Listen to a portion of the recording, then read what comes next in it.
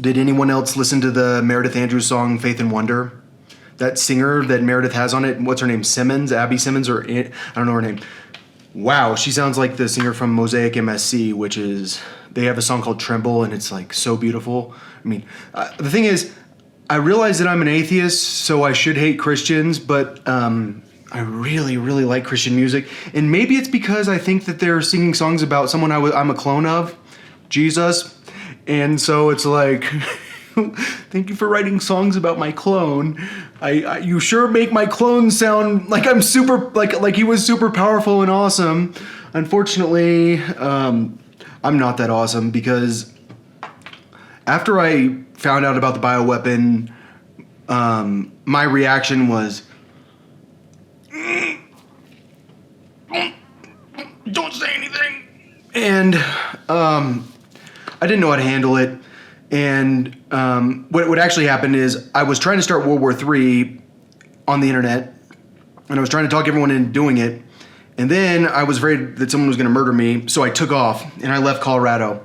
And that was when I came up with the idea for the pyramids, because I went to Las Vegas and I stayed in the Luxor Hotel, and I was thinking about how when you grow marijuana plants, you want the light to be as close as possible to the plants without burning them, because you can have it too close and you'll make the plants hot, but you lose power with every inch. Like there's so much, you lose so much strength of the light every inch. So you want the light to be closer. And so I was thinking, if we're doing concentrated solar energy and it's reflecting closer to the tower than from going from here to here versus here to here, so if it's closer to the tower, it would help. And so I did come up with a solution to save the human race, but that was, I don't know if it was after or before someone told me that a bioweapon was going to be released. And it wasn't actually a person. That was something I heard in my head. I'll tell you guys, if,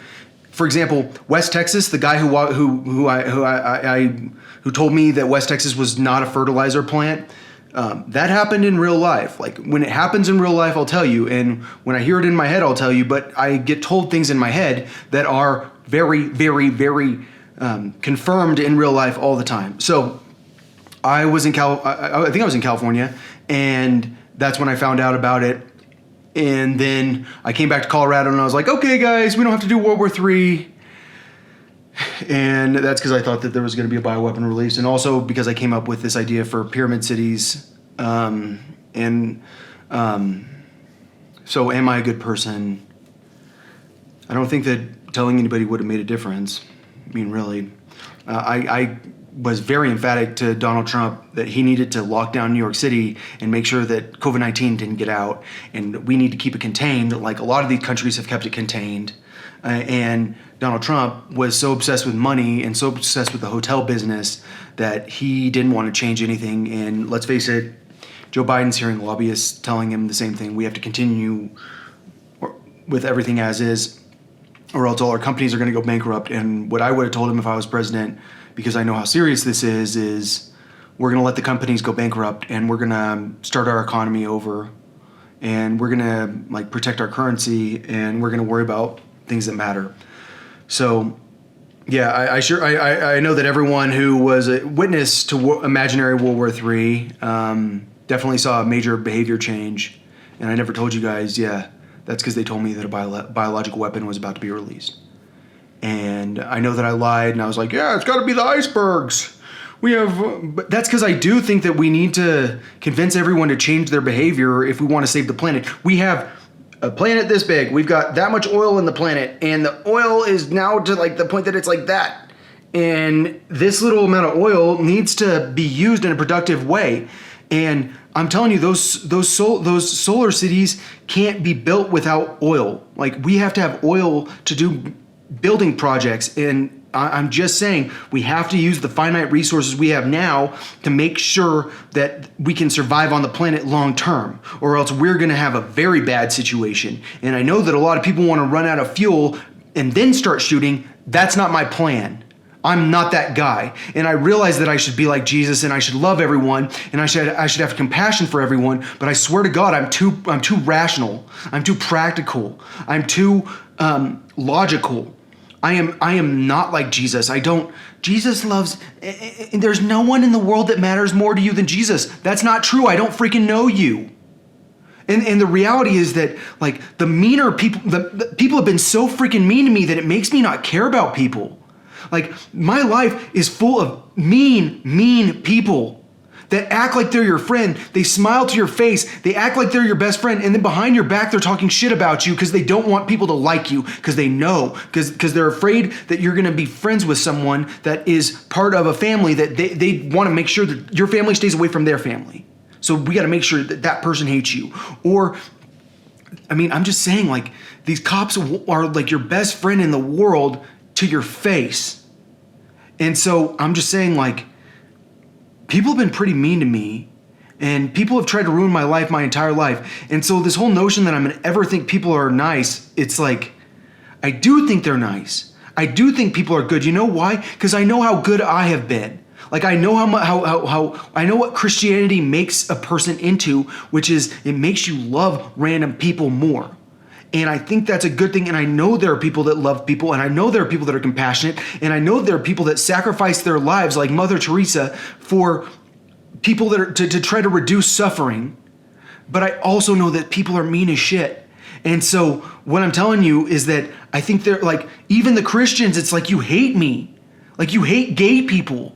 Like, do you really think I'm going to care about you? My understanding is that later in my life, I'm going to be more gay than I am right now. And I'm already, like, very protective of gay people.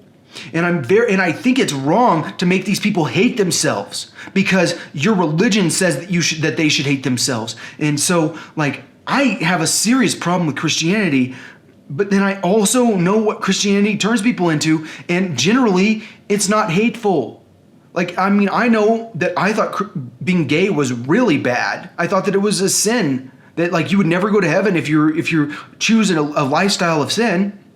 Like, if you accept your sin, I believe that, like, I've always believed that you should fight your sin. Like, if you have a sin in you, like, yes, there's something about, like, sinning once, and there's the difference between sinning once and habitual sin, which First John talks about it. Like, how, like, if you really believe, then you'll follow through with your beliefs. And that means that you're not going to give in to sin on a consistent basis. You're going to try to stop yourself from sinning. And so, like, I believed that being gay was a habitual sin. And I thought it was wrong. But it didn't mean that I was very obsessed with gay people. It meant that I didn't give a shit. Like, I didn't even think about them, but I had compassion for them. And generally, gay people keep their mouths shut, especially in conservative places like Texas. They don't want people to know they're gay. And so, but all I'm saying is, like, that sort of thing can make me have a serious problem with Christians, but then I still don't have a problem with Christians because, I mean, I love their music and I love the way that they are, and I love that they have faith, but I think their faith can get people killed. And I agree with the Supreme Court, though. Like, that's the thing. I don't think that the Supreme Court has the right to take away your right to assembly and your freedom of religion without the Senate. The Senate has to amend the Constitution. That's the only way to do it. So the Constitution agreement, the Constitution, you can't break it. Apparently you can. Apparently, like, I'm not, like, I'm about to get locked. I mean, I don't know what's gonna happen to me. But all I'm saying is, like, I'm gonna keep fighting this court case. But I'm just saying, like, I don't have constitutional rights, but I still believe that everyone else should have constitutional rights. That's not what I'm talking about. I'm sorry about COVID-19, but I'm even more sorry that the FBI has been so vicious and so mean and so bad that they have to cover up their sins, even as people die on a very, I think a lot more people are going to start dying. I don't know when, but I think a lot more people are going to start dying from this Pfizer vaccine. And I have a feeling AstraZeneca is going to surprise some people.